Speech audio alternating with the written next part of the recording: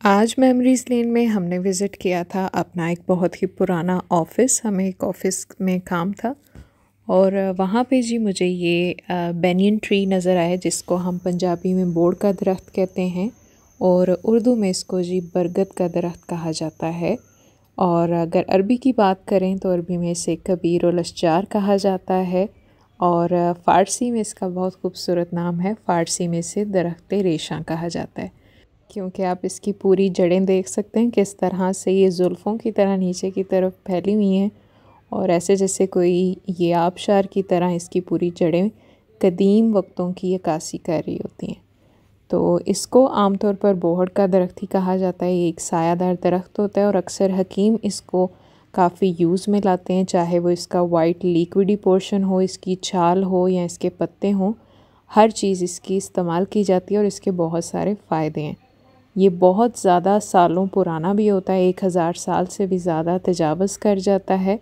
पाकिस्तान और भारत में ये दरख्त सड़कों और शाहराहों के किनारों पे आम था, लेकिन अब ये आहिस्ता आहिस्ता जो है कम होता जा रहा है। कहीं ना कहीं गांव में हमें ये कहीं दिखता है। इसके अगर हम ऊंचाई की बात करें तो ये 70 से 100 फीट तक ऊंचा होता है और चारों तरफ से इक्वली ये फैलता चला जाता है। इसके जो पत्ते हैं वो अप्रैल और फरवरी में ज़्यादा निकलना शुरू होते हैं और ये शुरू में छोटे, नरम और मुलायम सुर्ख रंग के होते हैं।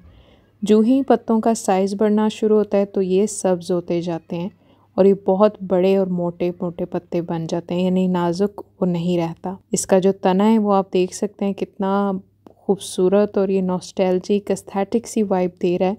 ये सारी की सारी इसकी जड़ें हैं जो नज़र आ रही हैं, उनका झोल बना हुआ है, झूला बना हुआ है।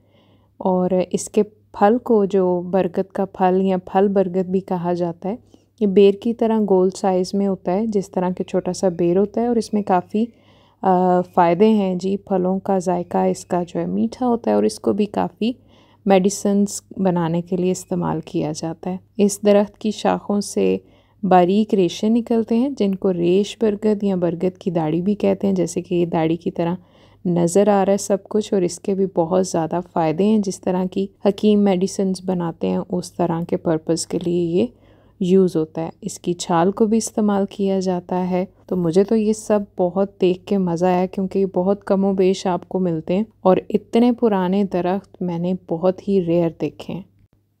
इस ऑफ़िस में बस हम गए तो एक साइन करवाने थे, लेकिन मैंने वहाँ पे ये बहुत सारी वीडियो क्लिप्स कैप्चर की, क्योंकि ऐसे जैसे कुछ जगहों पे लगता है ना कि आप यहाँ कभी रहे थे या आपका शायद कोई वक्त यहाँ पे गुजरा हुआ है। तो मुझे वो वाली यहाँ से वाइब्स आ रही थी, चाहे वो ये दरो दरवाज़े हों, पुराने पुराने ये दरख्त हों, इतने शदीद पुराने दरख्त के ये खूबसूरती और पूरे एक वक्त की अक्कासी कर रहे हों, पुराने तने, नए पत्ते। तो बस वही सब कुछ समेट के मैं ये दूसरे ऑफ़िस गई अम्मी के साथ। तो ये जो है थोड़ा टिपिकल ऑफ़िस ही है। पिछले वाले ऑफ़िस की वाइब और एम्बियंस ही आपको उसके वीडियो क्लिप्स में नज़र आ रही होगी कि वो बहुत ही शानदार ऑफ़िस था। पता नहीं वहाँ रहने वाले 24 घंटे जो वहाँ नौकरी करते हैं वो उसको उस नज़र से देखते हैं या नहीं, बट मैंने और मेरी अम्मी ने उस दिन बहुत ज़्यादा इंजॉय किया। आधा घंटा हम लोग सिर्फ़ उन पुराने दरख्तों को ही देखते रहे और उसको महसूस करते रहे, उस एक पुराने वक्त को। तो यहाँ से फिर जी हम मार्केट गए। मुझे एक फुल लेंथ मिरर चाहिए था, तो ये यूज्ड आर्टिकल एक मुझे नज़र पड़ी और वो यूज्ड आर्टिकल जो था वो 8000 का था, तो वो बिल्कुल मैंने माइनस किया। और ये एक न्यू प्रोडक्ट है आयरन स्टैंड, और ये जो था ये हमें 16000 का वो दे रहे थे।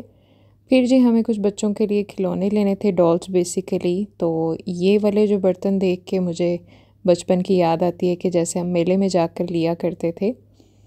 ये डॉल्स थी जी, ये आई थिंक 150 या 200 की ईच थी। हमें काफ़ी ज़्यादा क्वांटिटी चाहिए थी, इसलिए हमें इसी बजट में रहना था।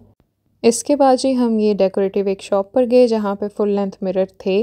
तो ये भी 16 से 18,000 की रेंज में थे, लेकिन वैसी एस्थेटिक फीलिंग मुझे आ नहीं रही थी। मुझे इनका फ्रेम इतना वुडन नहीं चाहिए था। बाकी इनके पास चीज़ें काफ़ी अच्छी थी आर्टिफिशियल डेकोरेशन के हिसाब से। मैंने एक बहुत प्यारा छोटू सा आर्टिकल लिया है इनसे, वो मैं दिखाऊंगी आपको। नेक्स्ट ये एक पठान अंकल थे जिनकी न्यू शॉप ओपन हुई थी, छोटी सी चीज़ें लेकर ये थे। मैंने कहा इनसे कुछ ना कुछ बाय करते हैं। बहुत ज़बरदस्त इनके आर्टिकल्स थे। ये खूबसूरत से झुमके बहुत सारी यहाँ पे फ़ीमेल कम्युनिटी को वैसे ही देखते ही पसंद आ जाएंगे। दूसरा, ईद की कुछ तैयारियों में आपके लिए ये वैसे ही अट्रैक्टिव चीज़ है। यहाँ से मैंने क्या क्या चीज़ें ली थी छोटी छोटी, वो मैं आपको दिखाऊंगी नेक्स्ट वीडियो में। लेकिन ये झुमकी का स्टाइल आप देख लें, किसी भी ब्रांडेड आउटलेट पे ये बहुत ज़्यादा एक्सपेंसिव होंगी, लेकिन यहाँ पे बहुत रीज़नेबल थी। नेक्स्ट ही हम इस गोदाम पे गए। ये वाली जो दही पल्ले की फुल्कियाँ होती हैं वो लेनी थी मुझे इन गोदाम की भी वाइब्स बड़ी अच्छी लगती हैं। इससे मुझे लगता है माशाल्लाह बहुत ज़्यादा इधर अनाज और बहुत कसरत से पड़ा हुआ है, तो मुझे ये गोदाम वाली जो फीलिंग है ना वो ज़्यादा अच्छी लगती है इंस्टेड ऑफ ये बड़े बड़े जो मार्ट्स होते हैं। पता नहीं, मेरी ये कुछ एक देसी सी सेटिस्फेक्शन है। तो यहाँ से जब ये उस चम्मच या क्या उसे कहते हैं, उस होल्डर से जब वो चीज़ें नाप तोल के डाल रहे होते हैं, मुझे बहुत सेटिस्फाइंग लगता है। तो मैं कभी ना कभी इस तरह के जब बड़े बड़े गोदाम देखती हूँ तो कुछ ना कुछ वहाँ से लेते हैं। वो जो मेयरिंग करने वाला जो टिपिकल स्टाइल है ना, वो मुझे बहुत अच्छा लगता है। इसके बाद एक और बात बताऊं कि मुझे ढाबों का खाना बहुत अच्छा लगता है। तो ये ढाबे का एक छोटा सा कॉर्नर हम दोनों को मिला था, लेकिन इसके खाने ने बिल्कुल मायूस नहीं किया। जगह को देखे बगैर आप इसके खाने की शक्ल देखें तो माशाल्लाह और अल्हम्दुलिल्लाह ये बहुत ज़बरदस्त था। उस वक़्त की भूख के ऐन मुताबिक था।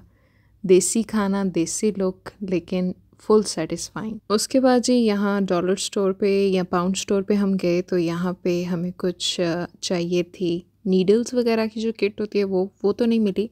बट मुझे मेरा एक पुराना स्टूडेंट यहाँ पे मिल गया कि मैम यहाँ मेरा फ़र्स्ट डे है जॉब का। तो मैं कहा पढ़ लेते तो क्या होता, लेकिन फिर मैं उसको मोटिवेट करके आई कि बहुत सी बुरी जगहों से बेहतर है ये जगह। काम करने की जो जगह है वो भी अच्छी होनी चाहिए, और अब अपकमिंग समर है तो उस हिसाब से ये जगह अच्छी रहेगी। और ये जी वही पुरानी बिल्डिंग्स। और उसके बाद हमने कुछ कपड़ों की ये एप्लिक करना था, उसके ये नेक लाइन वगैरह वो करवाई। और इस शॉप में सफोकेशन ज़्यादा होने की वजह से अम्मी की काफ़ी तबीयत ख़राब हो गई थी। ये शॉपकीपर्स बहुत अच्छे थे, जल्दी जल्दी जाके स्नैक्स और जूस वगैरह ले आए थे। तो जूस से काफ़ी ज़्यादा अम्मी जो है ना रिवाइव हो गई थी। बट भाई को बुला लिया हुआ था तो वापसी भाई के साथ ही की। हम दोनों रिक्शे पर ही थी और वो बाइक पे था। सो ये वाला जो पॉट है खूबसूरत सा, इसकी कहानी मैं आपको नेक्स्ट वीडियो में बताऊंगी।